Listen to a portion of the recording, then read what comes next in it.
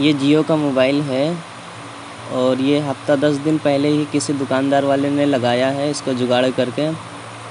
तो इसे मैं बिना जुगाड़ों के एकदम फ्रेश जैक लगा के दिखाते हैं। चलिए इसे ट्राई करके देखते हैं। तो सबसे पहले इसे अच्छे तरीके से क्लीन कर लें।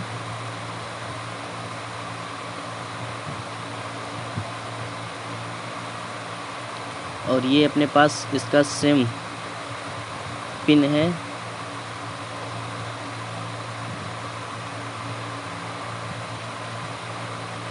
बिना जुगाड़ों के एकदम फ्रेश जैक।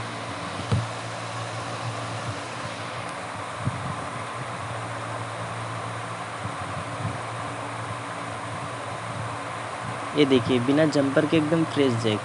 तो चलिए इसको ट्राई करते हैं। ये देखिए ये हो गया एकदम जैक रेडी।